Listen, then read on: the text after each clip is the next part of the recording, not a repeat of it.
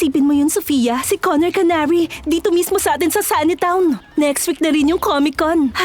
Kagwapo. Sobrang cute niyo talaga. Uy, question mark. Oo nga.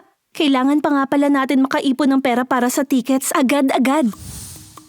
Mag-retire na mayaman? Hindi to ang kailangan natin.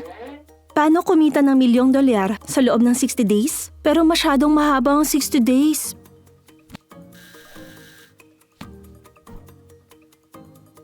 Sofia naman, mag-focus ka. Hindi mystery books ang hinahanap natin. Sana lang meron din tayong electronic enigma box para alam natin ang gagawin. Eron, tayo! Panoorin mo! Kumita ng malaki kahit nasa loob lang ng bahay mo, walang panganib at hindi ka mahihirapan? Kung susundin natin to, mas malaki pang kikitain natin kaysa sa kailangan nung wala pang 1 week. Magkapatid na may malaking pangarap pero kapos sa pera. Problemang nagtutulak sa atin sa mga maling desisyon at handa palagi ang mga scammer para masamantala ang kung sino mang naghahanap ng mabilisang kita. Ako si Eva El Dorado at ako ang pinakamagaling na cyber detective sa mundo. Tungkol sa work-from-home scam ang misteryo ngayong araw na nanggaling pa mismo sa classifieds o hindi kaya sa funny pages? Tatawagin ko itong The Case of the Comic Con. Gumagawa ang mga manloloko ng mga peking job posting para sa sariling interes. Ito ang ginagamit nila para nakawin ng mga personal mong impormasyon at pinansyal na ari-arian.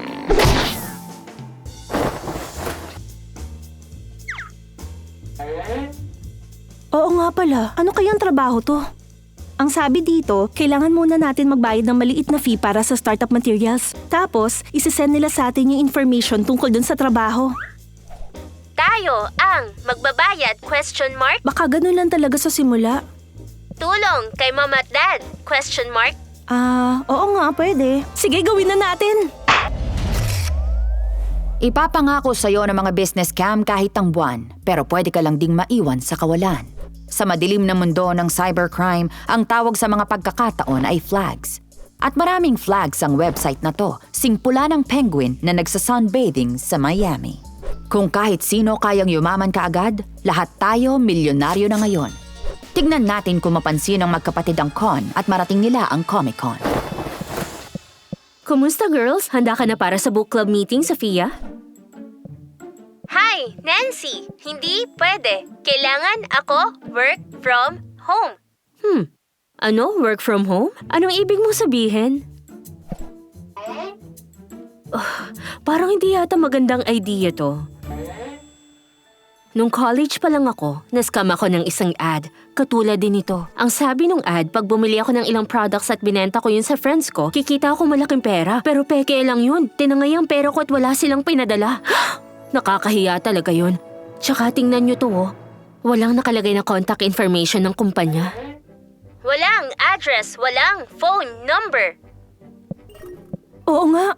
Marami ring nagsasabi na ninakawan sila ng pera ng site. Bayad bago trabaho, walang information ng kumpanya, at bad reviews.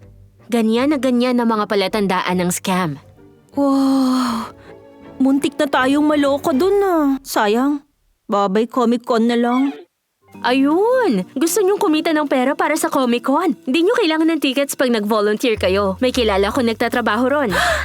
Pwede ko kayong ilapit sa kanya. Sobrang laking tulong nun sa amin. Siyempre naman, gusto namin yan. Salamat ha, Nancy. Pupunta kami sa Comic-Con.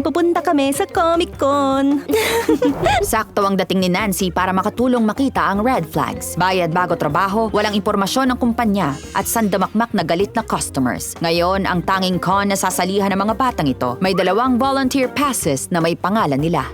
Kaya kung sa tingin mo na scam ka o di sigurado kung ang isang bagay ay talagang totoo, kumausap ng pinagkakatiwalaan, service coordinator mo o provider mo at hingi ng opinyon nila. Mas maraming mata sa kaso, mas mabuti. Tandaan, sa mundo ng cybercrime, ang Regional Center ang inyong maaasahan. Maging matalino, mag-ingat, at kung meron kang masamang kutob, magsumbong.